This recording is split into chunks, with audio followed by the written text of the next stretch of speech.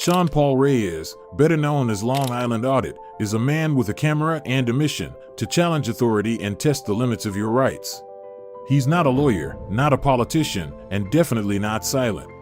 For the past few years, he's been traveling across the U.S., walking into police stations, city halls, and public buildings with one goal: to hold public officials accountable. Some call him a civil rights hero. Others call him a nuisance. But love him or hate him, one thing's certain: when Sean shows up, the cameras roll, the questions start, and power gets uncomfortable. Reyes is part of a growing movement known as First Amendment auditing.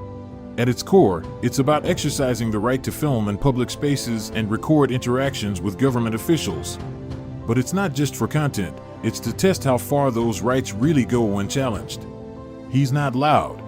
He doesn't throw insults. Instead, he asks questions. He quotes the law, and when necessary, he pushes back without ever raising his voice. What started as a single video in 2021, recording a tense but civil encounter with officers from Suffolk County, New York, quickly turned into a viral platform. His style was simple but powerful, calm, composed, and constitutionally informed. Within a year, Reyes had built a massive following online and gained the attention of public officials across the country. But standing up for rights doesn't always come without consequences. Reyes has been arrested more than once. His audits have led to real legal battles, some ending in his favor, others not. In 2023, while filming inside the 75th precinct of the NYPD, Reyes was arrested and charged with criminal trespass and obstruction. Prosecutors said he crossed the line. Reyes said he was simply recording in a public lobby. A federal judge dismissed all charges, calling them facially insufficient, meaning the accusations didn't even meet the minimum standard for prosecution. This was more than a legal victory, it was a statement about how far public officials could go to restrict filming in government buildings. But Reyes didn't stop there. He partnered with the civil rights group Latino Justice to file a lawsuit against the NYPD's no recording policy. In Reyes versus City of New York, the court issued a preliminary injunction that blocked the department from enforcing the policy, at least against Reyes, and ordered the removal of signage that falsely claimed recording was prohibited. In March 2024, that decision was upheld by the Second Circuit Court of Appeals, reinforcing that New York's Right to Record Act applies even inside police precinct lobbies. The impact of this case is already being felt. While technically the ruling protects Reyes alone for now, it sets a precedent for others who want to hold public servants accountable without fear of unlawful arrest. Of course, not every encounter ends with a win. In Danbury, Connecticut, Reyes was convicted of simple trespass in 2021 after filming inside City Hall during a protest.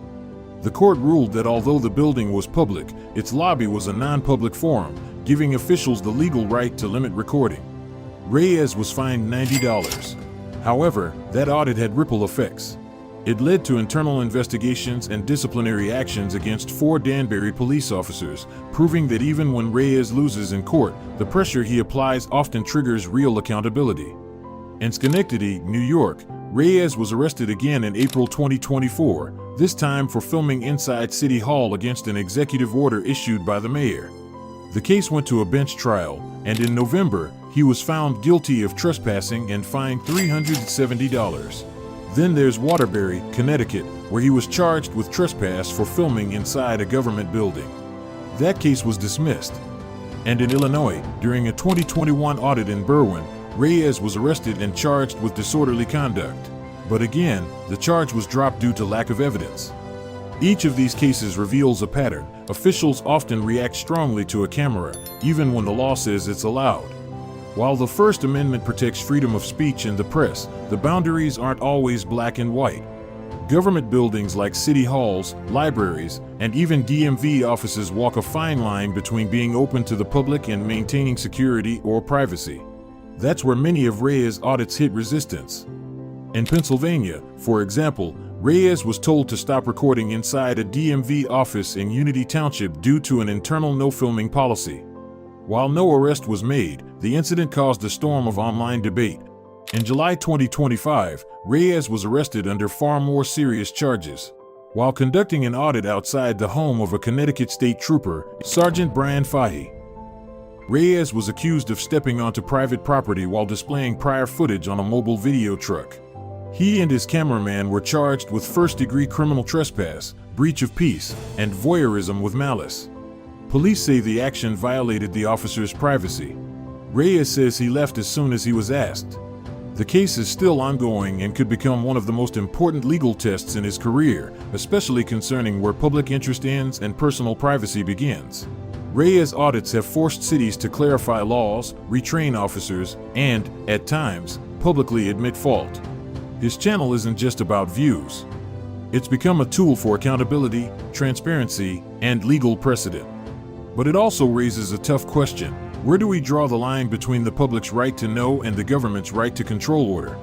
Whether you see him as a modern-day civil rights activist or a controversial provocateur, Sean Paul Reyes has undeniably sparked a nationwide conversation. And as long as the camera is rolling, that conversation isn't ending anytime soon. If you believe in transparency, accountability, or even just standing up for your rights, make sure to hit that like button, subscribe, and drop a comment below.